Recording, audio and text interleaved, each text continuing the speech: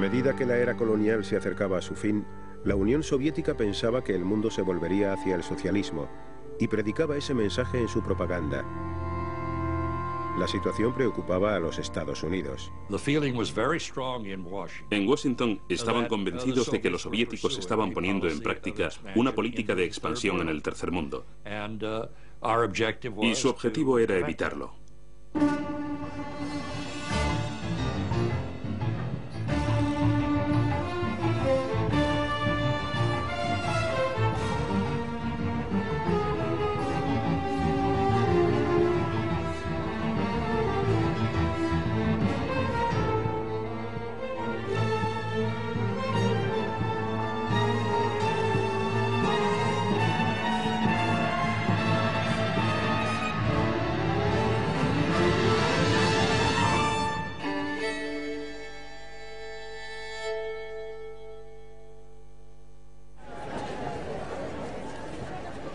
Nikita Khrushchev y Gamal Abdel Nasser cambian el rostro de Egipto.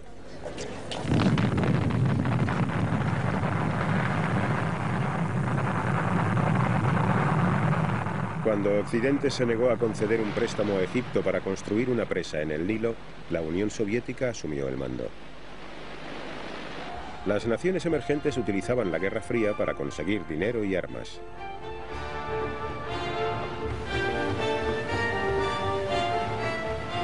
El mundo desarrollado podía proporcionarles lo que deseaban. En Europa уже границы закоченели, они были забетонированы. En Europa las fronteras eran ya muy sólidas y no existía posibilidad alguna de expansión allí, porque quien lo intentara provocaría una nueva guerra mundial. ¿Dónde podía tener lugar entonces la cacería? Lo diré francamente, en los lugares donde aún había presas.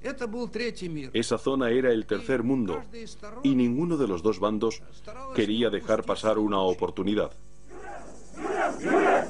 En el Cuerno de África, la Unión Soviética respaldaba a dos regímenes opuestos y rivales.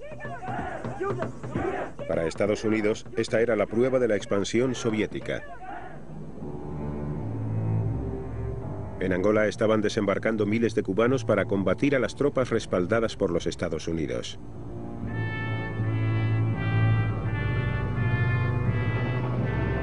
En Egipto, la Unión Soviética proporcionaba armas a un precio muy barato y con crédito. Pero el presidente Nasser no se dejaba influir con facilidad.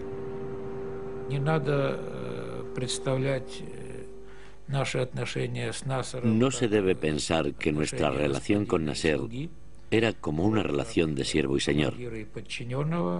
Nasser siempre hizo su propia política.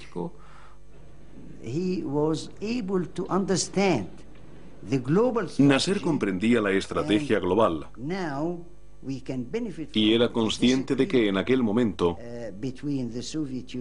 podíamos beneficiarnos de las discrepancias existentes entre los Estados Unidos y la Unión Soviética y sacar provecho de la situación para aumentar nuestras capacidades, tanto militares como económicas. Nasser era el héroe del mundo árabe. Los egipcios se unieron para la guerra.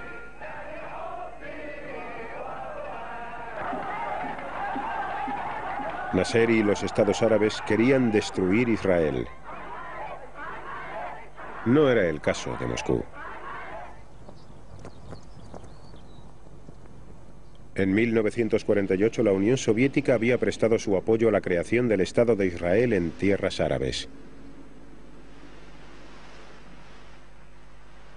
En 1967 los 2,5 millones de judíos que vivían en Israel vieron cómo les rodeaban 90 millones de árabes hostiles. Israel se sentía inseguro. La amenaza egipcia cada vez era más intensa. Israel contaba con el respaldo político de los Estados Unidos, pero no con sus armas. ¿Conseguiría Israel el apoyo de los Estados Unidos en caso de un ataque sorpresa? El presidente Johnson nos pidió que lleváramos al ministro de Asuntos Exteriores a las dependencias privadas de la Casa Blanca. Y hablando en plata, lo que intentamos fue apabullarle. O en términos más educados, convencerle de evitar un ataque preventivo. Al principio pensamos que lo habíamos conseguido.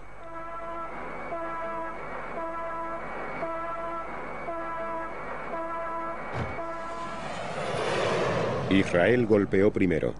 En menos de 3 horas, el 90% de la fuerza aérea egipcia fue destruida en tierra.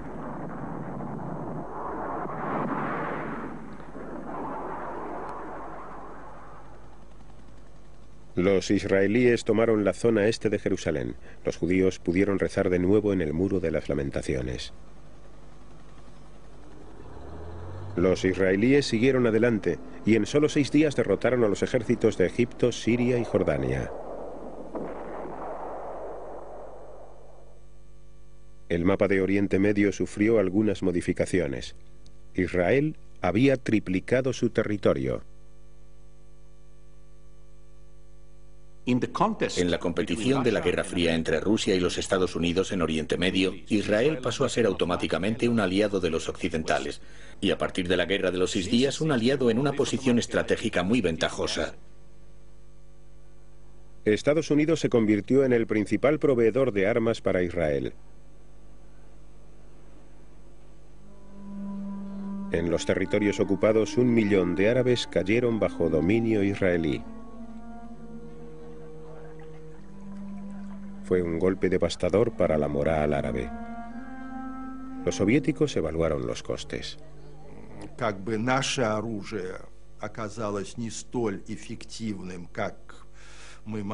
Nuestras armas resultaron ser menos efectivas de lo que habíamos calculado.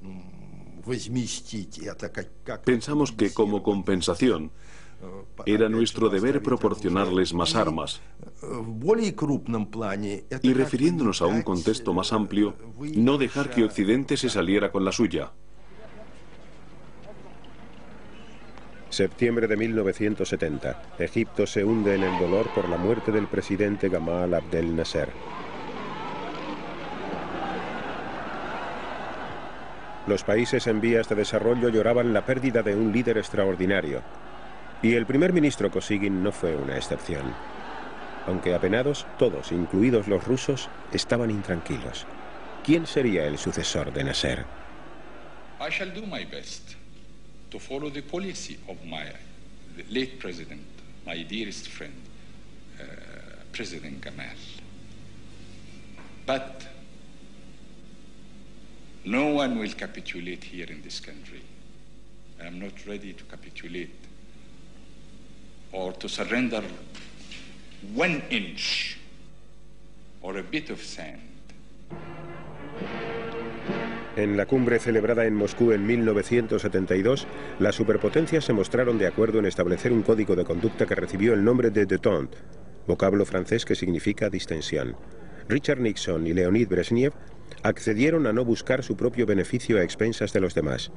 La mejora en las relaciones con los Estados Unidos tuvo más peso que el compromiso de Moscú con los árabes.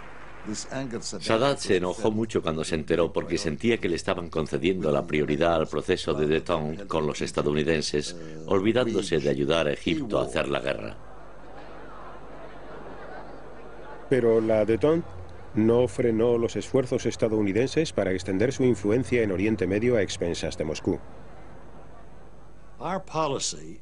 En el 72, nuestra política se centraba realmente en tratar de minimizar y limitar el papel, y aún iré más lejos, de mantener a los soviéticos alejados de la situación.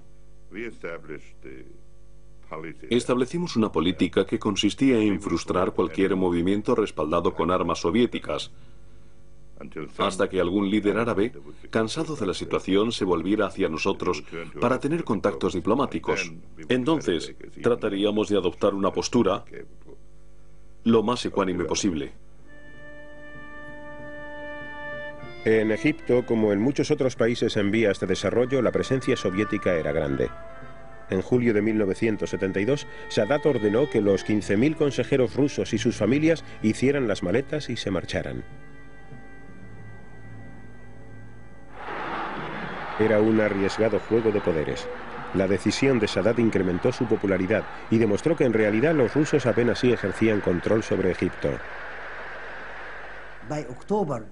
En octubre de 1972, decidieron volver a apoyar a Egipto y Sadat sacó partido de la situación. Dijo, bueno, los expulsé para expresar mi poder y que así nos dieran lo que necesitábamos. Y extrañamente, firmamos un acuerdo sobre armamentos después del mes de octubre, que fue uno de los mayores que hayamos firmado nunca con la Unión Soviética. Sadat necesitaba armas. Estaba planeando acabar con la precaria paz. Quería la guerra, la necesitaba, estaba convencido de que no podía hacer otra cosa. Consideraba que la negociación era imposible si no sucedía algo que caldease el proceso, es decir, sin una especie de terapia de choque. Yom Kippur, el día más sagrado para Israel. 4.000 soldados egipcios y tanques atraviesan el canal de Suez.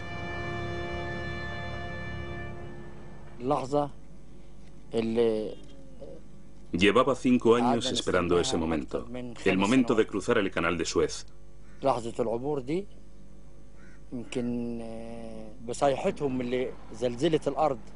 Nuestros gritos hicieron temblar la tierra bajo los pies de nuestros enemigos israelíes.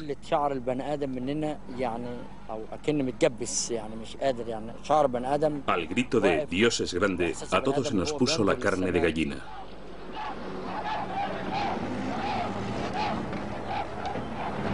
El ejército egipcio avanzó rápidamente, ansioso por recuperar los territorios perdidos.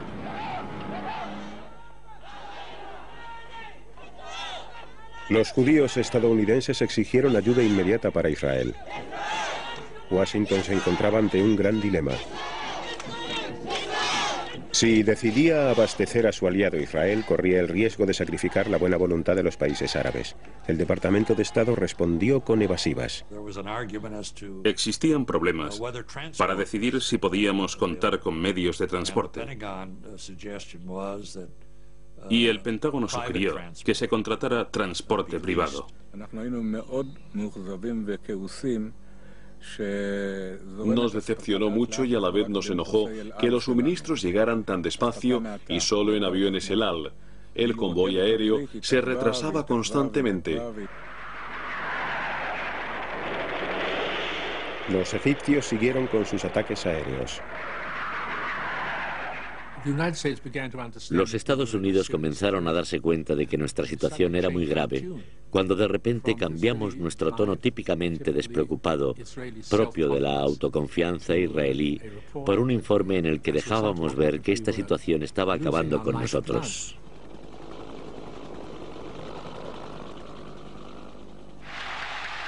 Sadat había triunfado.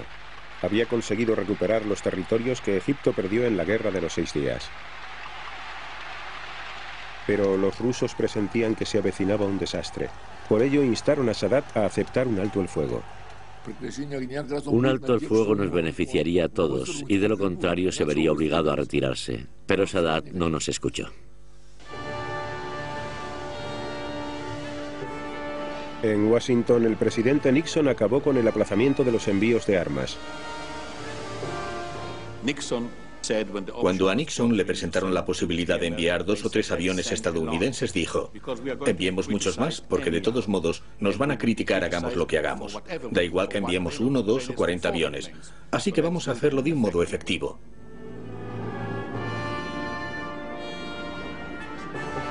El puente aéreo situó a la mayor potencia del mundo públicamente de parte de Israel. Ahora eran los aliados de Moscú los que sufrían una derrota.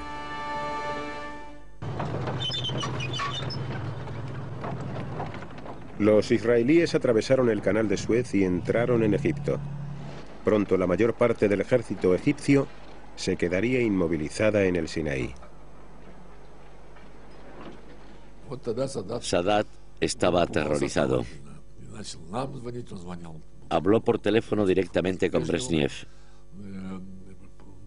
Yo estaba presente. Recuerdo que suplicaba: salvadnos, salvadnos de los tanques israelíes.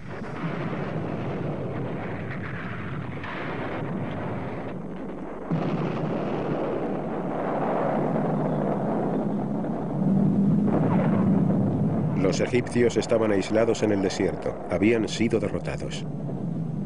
Moscú pidió un alto el fuego. Se dieron cuenta de que cuanto mayor fuera la victoria militar de los israelíes, mayor sería también la derrota de los suministros soviéticos. Además, el triunfo israelí ocasionaría un debilitamiento general de la posición soviética en toda la región. Los soviéticos y Henry Kissinger llegaron rápidamente a un acuerdo sobre las propuestas de alto el fuego. Kissinger llegó a Israel para darles la noticia. Había llegado el momento de comprobar la capacidad de las superpotencias de dominar a sus aliados. Se había comprometido sin pensarlo demasiado con algunos de nuestros dirigentes, especialmente con Golda Meir, nuestra primer ministro. Y cuando aterrizó dijo: me van a castigar por esto. Israel aún no quería dar por terminada la guerra. Kissinger expuso la situación y prometió que seguiría prestando ayuda a Israel en caso de que se produjera un rebrote del conflicto.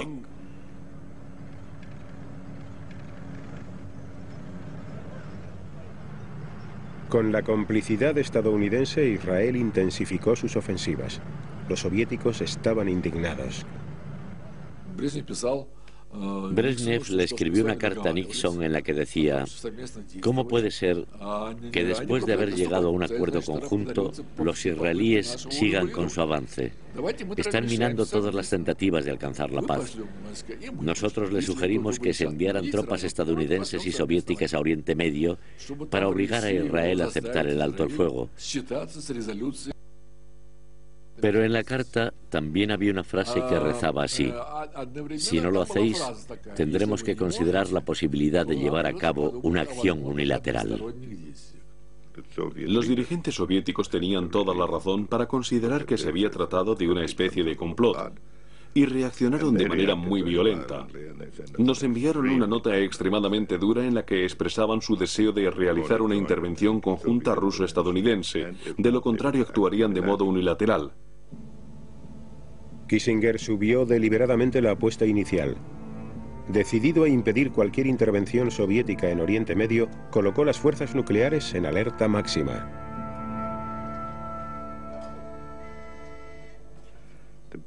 Nuestro propósito básicamente consistía en generar mucho movimiento para que la Unión Soviética se fuera dando cuenta de que esto era algo grave antes incluso de recibir nuestra respuesta.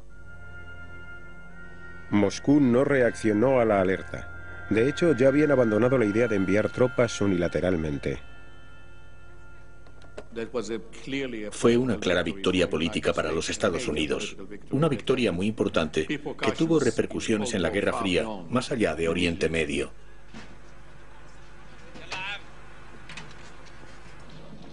Presionado por Estados Unidos, Israel consintió en que se hiciera llegar agua al ejército egipcio atrapado en el desierto. Kissinger quería un Egipto derrotado, pero no destruido.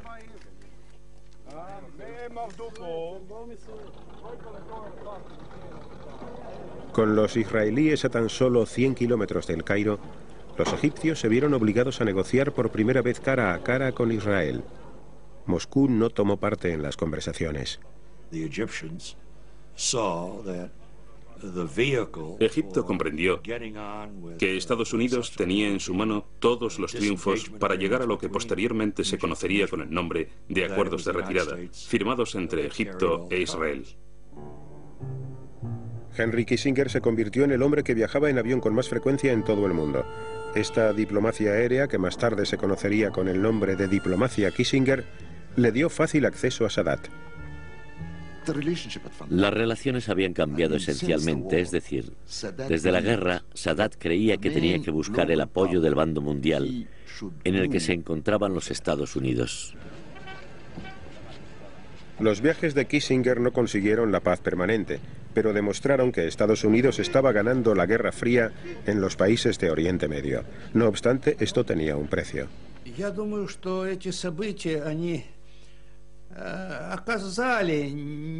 Estos acontecimientos afectaron negativamente al proceso de distensión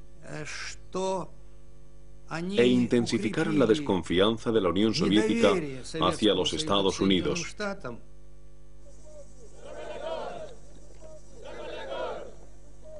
África, 1975. El último imperio colonial moría poco a poco y el pueblo de Angola alargaba la mano para asir su libertad. Eran terrenos de caza inexplorados para las potencias de la Guerra Fría. Cuando las tropas portuguesas se retiraron de Angola, 3 grupos se disputaban el poder. Esta situación despertó los temores de Estados Unidos. Cuando Bill Colby, director de la CIA, vino a la Casa Blanca para dar instrucciones al Consejo Nacional de Seguridad, lo primero que dijo fue literalmente: caballeros, este es un mapa de África y aquí está Angola. Ahora en Angola tenemos 3 facciones. Está el MPLA, que son los chicos malos, luego está el FNLA, que son los buenos, y por último están Jonas Savimbi y UNITA, pero aún no los conocemos muy bien. Y esa fue la pequeña introducción para el Consejo Nacional de Seguridad. El Movimiento Popular de Liberación de Angola, o MPLA, era el grupo más numeroso y su ideología era de izquierdas. Estaba situado en la capital, Luanda, y en sus alrededores. Agostinho Neto y Lucio Lara eran los líderes de este movimiento de gran diversidad étnica. En la década de los 60 Cuba les proporcionó formación militar y Moscú las armas necesarias. El Frente Popular de Liberación de Angola, FNLA, operaba mayoritariamente en la parte meridional del país. Su líder, Holden Roberto, era un estridente anticomunista estrechamente vinculado al vecino Zaire, que le suministraba armas estadounidenses bastante anticuadas.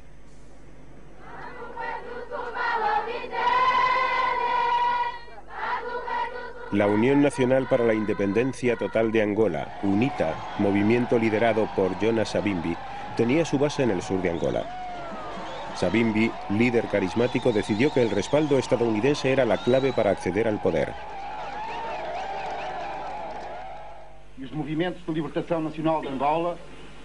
Los 3 grupos rivales se reunieron en Albor, Portugal. Allí llegaron a un acuerdo sobre la independencia y las elecciones. Los Estados Unidos se negaron rotundamente. Nosotros encontramos la solución.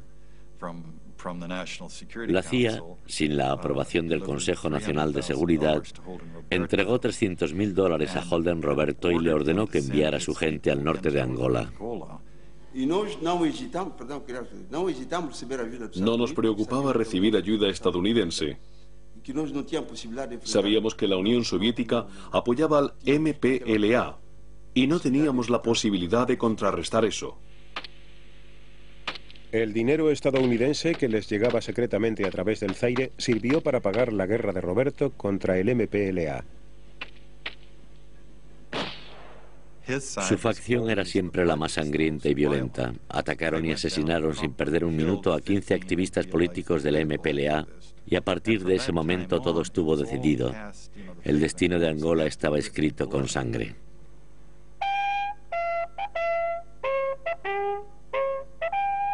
Los estadounidenses no estaban seguros de que las tropas de Roberto pudieran derrotar al MPLA. La Agencia Central de Inteligencia envió a John Stockwell a investigar. Roberto dijo que contaba con 30.000 hombres, pero yo tuve dificultades para contabilizar 30. Estaban mal armados, desorganizados y eran una especie de muchedumbre caótica. Él era un vaquero de ciudad. Había pasado toda su carrera dedicado al politiqueo en Kinshasa. No sabía nada de operaciones militares o logísticas, ni de organización. Entonces Stockwell se dirigió al sur para visitar el cuartel general de UNITA.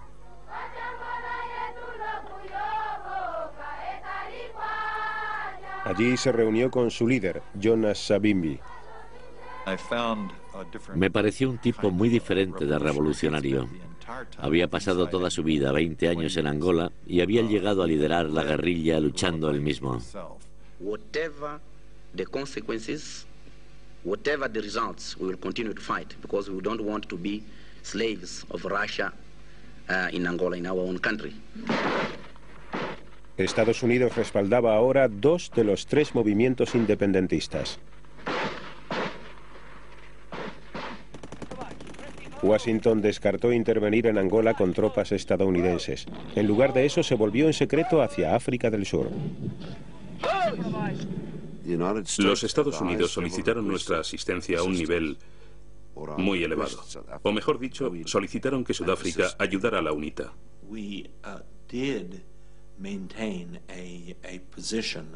Conservamos una postura de desaprobación frente al apartheid. Pero por otro lado, el gobierno de Sudáfrica era extremadamente poderoso. Sudáfrica estaba aislada. Aunque se hizo en secreto, fue beneficioso para nuestro país cooperar con una gran potencia como los Estados Unidos, aunque fuera de manera clandestina. En el Departamento de Estado había muchas personas con potestad para tomar decisiones, cuya intención era esencialmente tener relaciones ambiguas y curiosas con Sudáfrica. Lo más importante era que la Unión Soviética llegara a entrar en el país y que utilizara esta situación de inestabilidad en África en su propio beneficio, para echar raíces allí y fomentar los conflictos. Tenía el miedo del MPLA. Nos llamaban comunistas. Los sudafricanos estaban aterrorizados. No experimentaban esa sensación ante el FNLA o la UNITA. Eran aliados. No les gustaba el MPLA porque este movimiento se había declarado contrario al apartheid.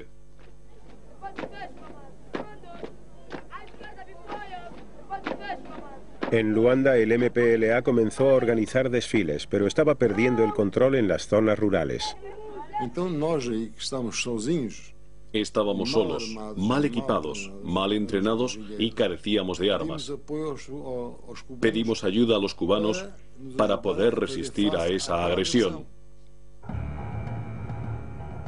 Encantado de poder mostrar su liderazgo en el mundo desarrollado, Cuba envió 400 instructores militares a Luanda, pero sin consultar a Moscú.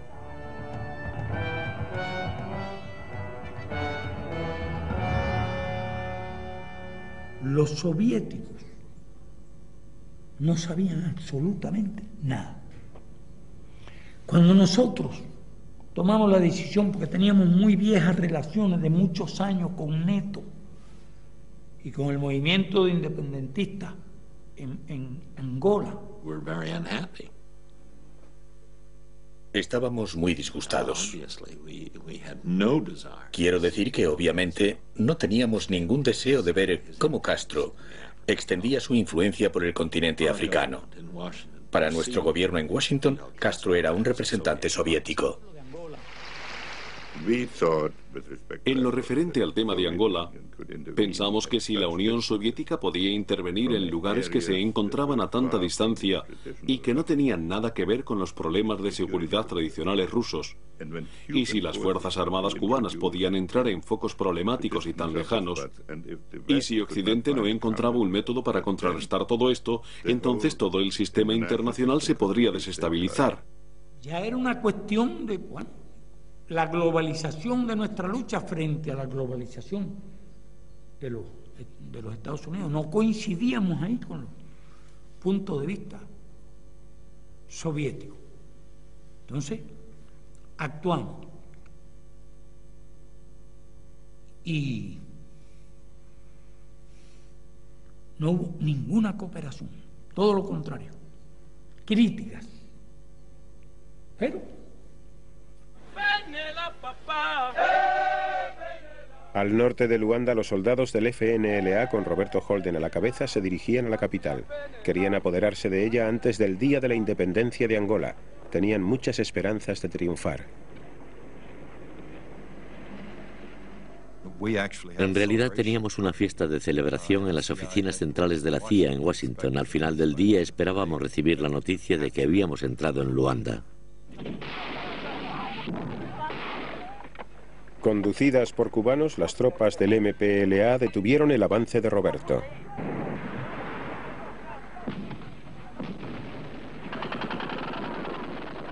En medio del valle comenzaron a aterrizar unos 2000 cohetes de 122 milímetros y nosotros no teníamos nada con qué responderles, por lo que nuestras fuerzas se dispersaron y emprendieron la huida. Las fuerzas militares del FNLA habían sufrido grandes daños. El aliado de los Estados Unidos estaba en apuros. Ahora, el MPLA se enfrentaba a un desafío aún mayor. En octubre de 1975, los soldados sudafricanos invadieron Angola. Desde sus bases en Namibia acudieron al encuentro de las divisiones de la UNITA. Avanzábamos aproximadamente una media de 80 kilómetros diarios. Por aquella época mis soldados ya lo hacían muy bien, se sentían más cómodos allí y ya habían salido de los vehículos y marchaban en formación de asalto. Mandaríamos al diablo a esa gente y entonces tendrían que coger sus cosas y marcharse, porque no nos esperaban. Los sudafricanos estaban prestando ayuda a la UNITA y Zaire apoyaba al FNLA.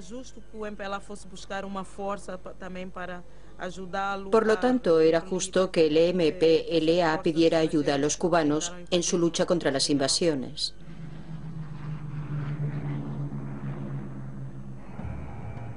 A los 2 días de proclamar la independencia, miles de soldados de combate cubanos comenzaron a llegar a Luanda.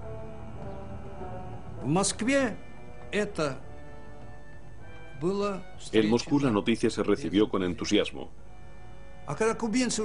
Solo cuando los cubanos entraron en el conflicto nos involucramos nosotros también, porque los cubanos, a su vez, nos pidieron ayuda a nosotros. Querían armas y provisiones, y empezamos a enviar mercancías a Angola rápidamente, aunque no entraba en nuestros planes entrar en ese país.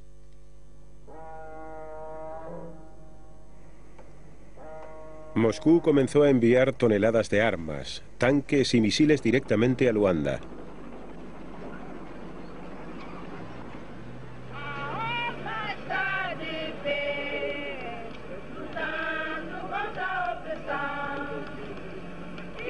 Mientras el MPLA ensayaba para el Día de la Independencia, aún se libraban batallas a pocos kilómetros de la capital. No obstante eso, a pesar de todo, para nosotros era muy importante proclamar nuestra independencia y eso fue lo que hicimos.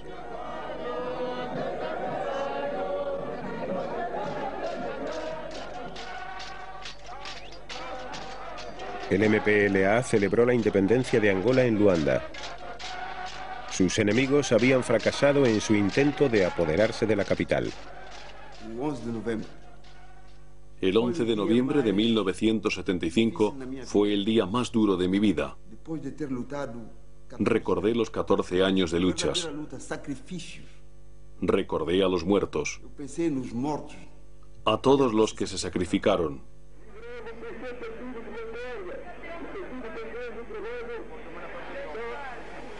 Agostinho Neto da la bienvenida al embajador soviético. La Unión Soviética, Cuba y la mayor parte de África reconocieron al MPLA como el gobierno de Angola. Su lucha contra las tropas sudafricanas le dio al MPLA la credibilidad política que necesitaba. Al sur de Luanda, los cubanos se preparaban para detener de una vez por todas el avance de los soldados sudafricanos. La batalla de Ebo era decisiva porque si nos rompían la defensa, era muy difícil a esas fuerzas pararlas hasta Luanda, porque de ahí empiezan carreteras por el norte, por el centro, es decir, hay una cantidad de vías hacia el sur y era una fuerza muy poderosa y muy rápida. Dime tú cómo me copias, Los cubanos estaban preparados y les esperaban. Le habíamos prometido la ayuda y Angola se perdía. Porque ya las tropas de Mobutu estaban al lado de Luanda. Y las tropas surafricanas habían avanzado más de 1000 kilómetros y estaban muy cerca también de Luanda.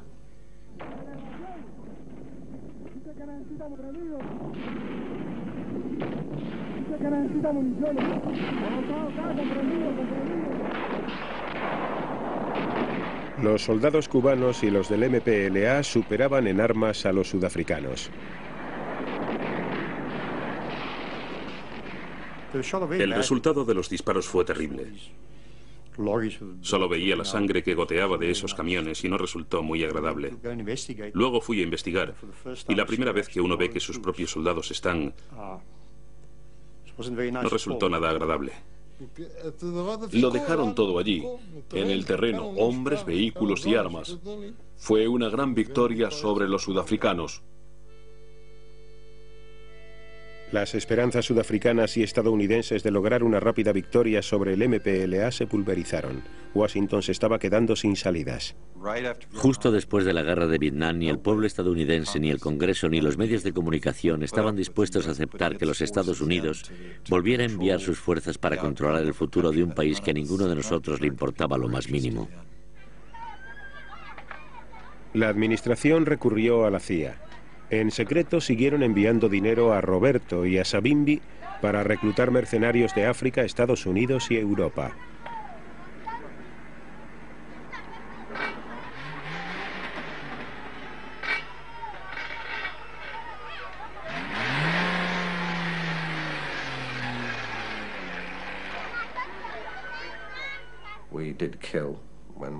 Llegamos a matar, incluso cuando no había una razón específica para hacerlo. Torturábamos para conseguir información que posiblemente ellos no tenían, y no eran soldados enemigos capturados.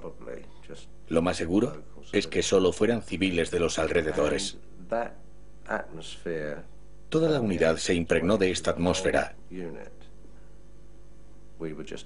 Solo éramos un grupo perdido de bandidos, con un líder muy peligroso y pocos compañeros. Entre los mercenarios había algunos soldados muy buenos. Por ejemplo, Callan. Rara vez he visto un soldado como él. Tenía un valor increíble. Era un psicópata. Y además estaba completamente loco, igual que algunos hombres que le acompañaban. El MPLA capturó a 13 mercenarios y les sometió a juicio. Callan y otros 3 fueron ejecutados. La CIA aún estaba en activo. El Congreso debería habernos parado los pies, si no fuera porque conseguimos engañarles enviando armas, enviando consejeros, enviando soldados sudafricanos. Durante un tiempo contamos con algún apoyo, pero la oposición cada vez tenía más poder. Todavía atónito por el desarrollo de los acontecimientos en Vietnam, el Congreso eliminó los fondos adicionales que la CIA destinaba a Angola. This abdication of responsibility by a majority of the Senate will have the gravest consequences for the long-term position of the United States and for international order in general. A great nation cannot escape its responsibilities.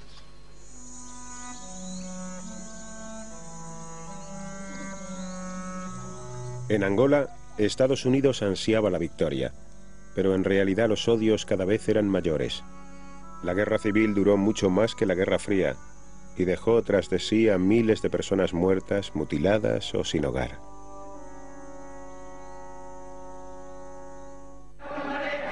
En 1977, las grandes potencias centraron su atención en el Cuerno de África.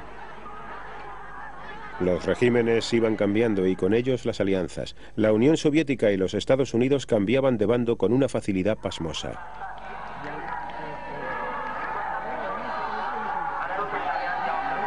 En Etiopía, el emperador había sido derrocado y reemplazado por marxistas. Moscú tenía un nuevo aliado, el coronel Mengistu Haile Mariam.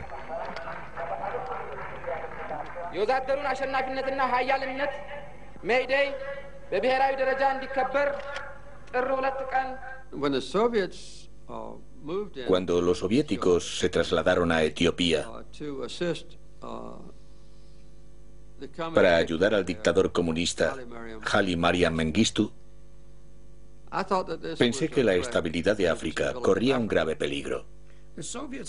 En aquel momento los soviéticos proclamaban una y otra vez que las etapas de la historia se inclinaban a favor de la Unión Soviética. Este país pronto nos adelantaría en lo que a resultados económicos se refiere. La Unión Soviética estaba adquiriendo ventajas estratégicas. Estaba en la cresta de la ola de las llamadas luchas para la liberación nacional. El nuevo régimen de Etiopía le dio la espalda a Estados Unidos.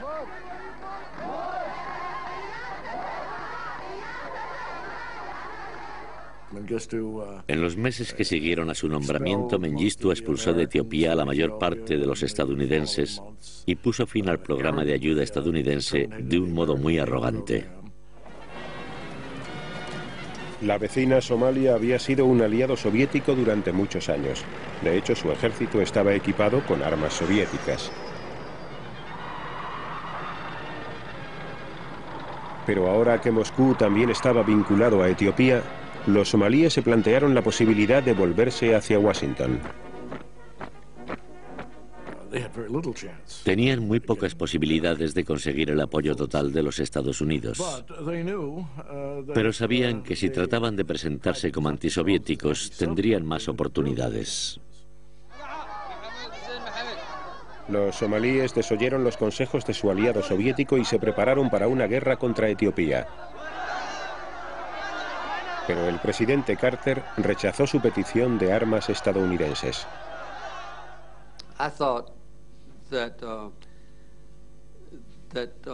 Pensé que no podíamos permitir que Somalia consiguiera apoderarse del territorio etíope y me negué a proporcionar armas al gobierno somalí.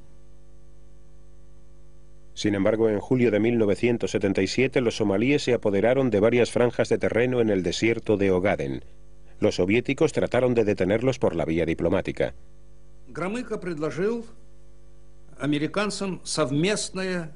Gromyko sugirió que los Estados Unidos también mediaran en el conflicto.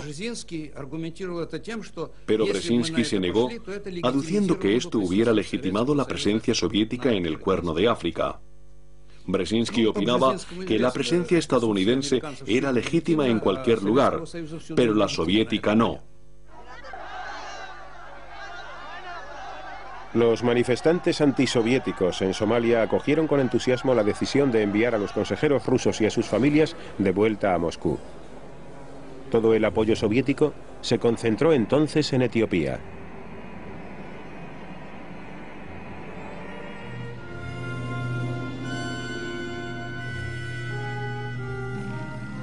La Unión Soviética comenzó a enviar armas y también 15.000 soldados para combatir en Etiopía. Las tropas eran cubanas.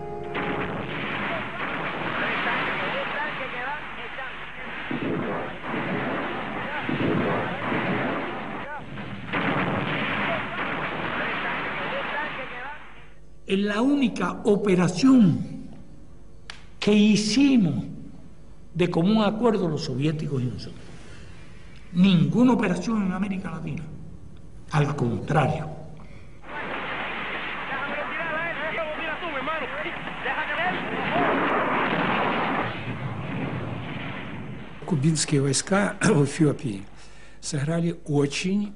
Los soldados cubanos en Etiopía desempeñaron un papel muy importante.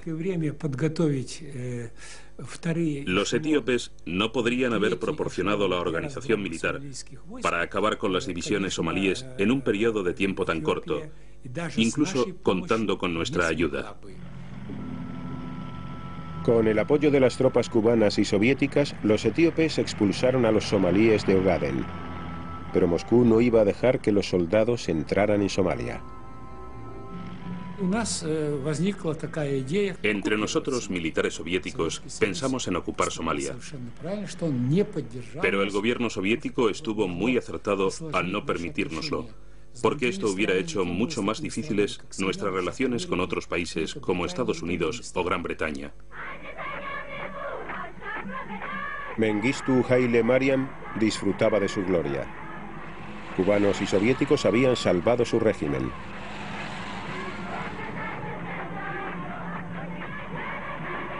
En Washington, algunos vieron la victoria como una prueba de que los soviéticos estaban abusando de la política de détente. El Cuerno de África no revestía en sí mismo una gran importancia para los Estados Unidos, pero servía para medir y comprobar cómo interpretaban los soviéticos el proceso de distensión. Las discrepancias sobre el tercer mundo estaban yendo demasiado lejos. Estas disputas sobre África, Angola, Etiopía y Somalia, ninguna de ellas valía la pena. Ya han pasado 20 años desde entonces y nadie recuerda quién lo estaba haciendo.